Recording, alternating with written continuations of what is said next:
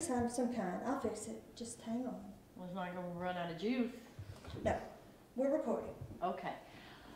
Could you tell us, give us a little bit of background of you? You're a native Oxonian, I believe. Right. Okay. Yeah, I was born here in Oxford in 1946. I'm a fifth generation Oxonian. My great-great-grandparents came here right after the Chickasaw session. And so my grandchildren and my sister's grandchildren are seventh generation here. Okay, so you know about Oxford. Yeah. What is your connection to Cedar Oaks? Well,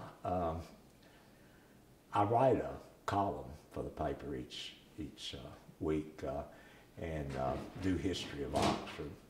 And of course, grew up here. I was in high school when the house was moved in 1963. In fact, several of us skipped school that day to watch the moving down north of Lamar and out Highway 30. So, and of course, I knew Hassel Smith when he lived in the house, and knew Mr. Miss Smith, and knew the history of the house. And I lived on South Lamar when I was growing up, so I lived just a couple of doors down from Miss Brian Tate. So at her home on South Lamar.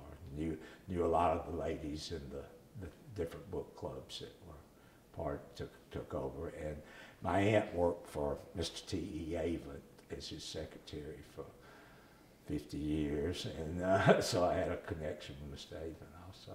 Okay, let's go back to that day that you skipped school and watched the house. Tell us how that was. How was the move? Well, it just, everything? yeah, you know, the canopy of the trees that come over North and South Lamar, because of the height of the house, they had to cut back the trees on North Lamar, and of course move all the light wires and whatever, telephone wires and whatever that came across the street. And it was a major project, you know, to see a house this large being moved down North Lamar, especially with it being 2 stories as it was. And we all wondered how they were going to move the thing, and none of us really believed that they were going to cut it in half right down the middle, you know, to move it. But it was really interesting watching the movement of that house. Do you remember how long it took, the preparation, just getting Weeks. North Lamar Yeah. ready Oh, for the yeah. house? Yeah, it took a good while because, you know, they had to take those cherry pickers and go up and down the street, make sure they cut back the trees far enough. And if you've seen pictures of North Lamar from 63 on, you can see the canopy, you know, growing back, you know, over the years and growing back over the street. And if you look at North Lamar compared to South Lamar, you can tell that the canopy's not quite as much as it is on North Lamar as it is South Lamar. And of course, with it moving out all the way out to Highway 30, they had to go a good little ways because there was really no other way to get into the property, you know, except to build a road in there to move the house into the property. So it was a pretty major event in Oxford, you know, in the 1960s. Was there any opposition to moving the house? None that I ever remember. I know that when it first started, that you know, I thought that the university would take the house and make it a place for VIPs that come to the campus. Well, it Yeah, couldn't be left. yeah, and take it out there, and you know, you hated to see a beautiful old home like this be lost, especially to a Holiday Inn, and you know, to take over from that. And you know, we had up until that point, we'd lost a few houses in town and still lost a few more afterwards. So it was really, looked like the ladies, they all just got together, and it was such a labor of love for them to save that house, or save this house. Could you describe for us a little bit the atmosphere that day? Was it more than one day, right? It took more than one day to move it. Oh yeah, well they moved it two different sections. Did you skip school 2 days? No, we just did that one day, just that one day. I was a junior in high school, so it wasn't too, you know, everybody knew what was going on. You know, they knew we were going to watch that. But Yeah, it was you know, Like a carnival or? yeah, like the carnival or the circus had come to town, you know, people just standing around. Yeah, it was all like when they filmed movies here in Oxford, you know, you just had a gathering of people just standing around watching, you know. And my grandfather, of course, it was about the time that he died. He was a contractor and built homes and buildings and such in town.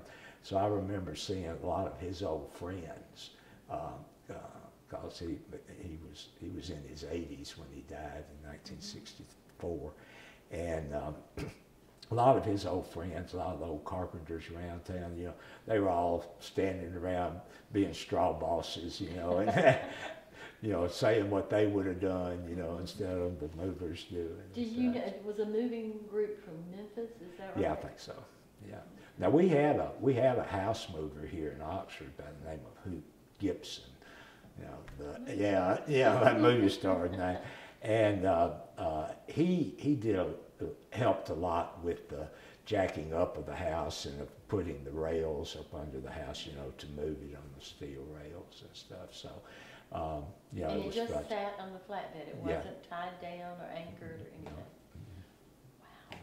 Yeah. And but I guess with the weight of it and the way they balanced it, you know, got it balanced, you know.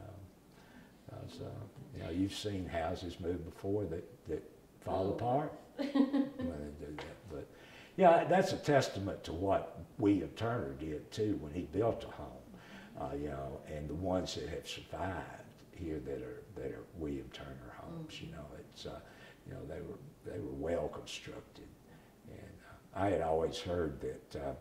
In fact, Jimmy and Sylvia's home on South Lamar, that they used cypress for the frames of the house, and it was such a dense and heavy wood, you know, and the termites didn't go after it as much as other types of wood, and so you know, it had a good structure to start with the timbers that they used when they built the house. Did you that day when they moved the first half? Did you follow it out Oh here? no, didn't follow it out here. We came later because all this was wooded area at the time, and Bramlett Boulevard was as far as the street went, and so we could walk over here. You know, we could park our car or bikes or whatever and walk over here. It wasn't very far to walk from Avis Acres up here. We did that, you know, a couple of days later when they were getting it back to put it back together. Do you remember the first time you came here when it was after it had put back together? Well, a lot of the kids in Oxford helped with the pilgrimage every year, especially the girls, and the guys did some too. No, I didn't ever get involved in it, but my sisters did. So you know, it was yeah. So it was you know, it was you know, nice that they came up. You know, we'd been to pilgrimages in Columbus and Holly Springs and Natchez, you know, and it was great. And we knew all the people that owned the houses in town, you know, so it was Ms. Worthy and Ms. Tatum and all those people, and Ms. Elkins and Ms. Purser and all the ones that had the houses in town. And so, yeah, it was fun watching all that. And this house served as the headquarters. As the headquarters, right. And it was not actually on the tour? Or not at the beginning, but it was later on, because the pilgrimage went on, I believe, for 26 years. I think is how long it went on. It went from the early 60s to the 80s. So, and you know, there were a lot of houses over the years, even ones that weren't antebellum homes, of course, were in the pilgrimage. And so they added houses over the years, took some out, added some in, took some out. So people came from all around. Oh for that? yeah. How, at its heyday, how many people were? I wouldn't have any idea. I would imagine several thousand, because it lasted for several days. And they had other things that went on, like Jimmy Faulkner had a Confederate charge out at Cedar Hill Farms, and they had a big barbecue out there, and the girls were in their hoop skirts, and the guys were in their uniforms, and such. Okay. All right, is there anything else about Cedar Oaks that you could tell us? Any special memories or stories or anything?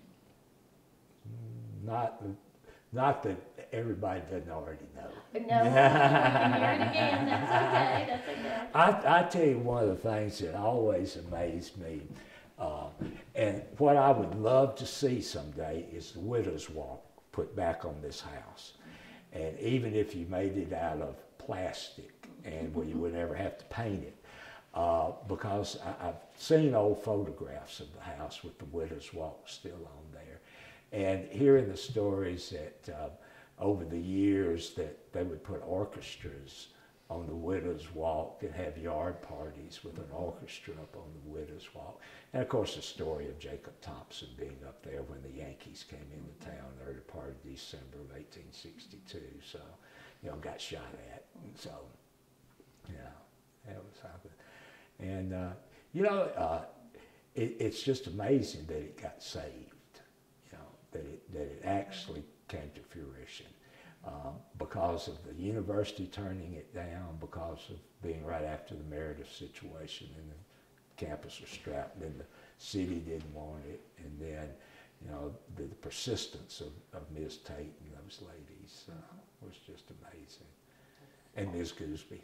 Yeah. Okay, did you have any questions for John? I just wanted, since you're a historian, would you tell the story of Jacob Thompson and the Yankees coming? Would you just relate that to us?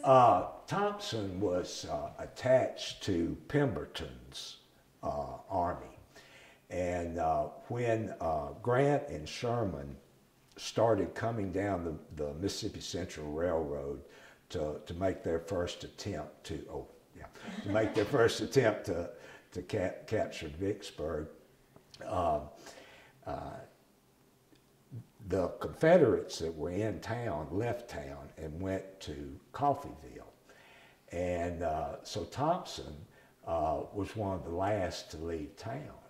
And with the house being the only house in town that had a widow's walk, no other house in town had a widow's walk, it was a good viewpoint for him to be able to look up North Lamar and to see the Kansas Jayhawkers, which were the first unit to come in town, coming down the street. And then, of course, they could see him, and they thought it was a sniper, and so they shot at him. And luckily, it hit the railing. He scampered down the steps from the attic, down through the house, got on his horse, and made it out of town, and went to Coffeyville, and was reunited with Pemberton. And he later was the one that came up with the idea to attack Holly Springs and to burn the supplies that were burned by Van Doren's men. And it was Thompson that actually came up with that idea to go and burn that $1.5 million worth of supplies that were in Holly Springs. And the Yankees burned Thompson's house here in Oxford. Yes. And it was in retaliation for the cumulative effect of what he'd done, or for anything? To burn his home, or to rob his home. Well, the first time they were here in December of 1862, they just stole things from the house. And one of the things that they were looking for was, since he was in the cabinet of James Buchanan before the war, he had been accused of telling the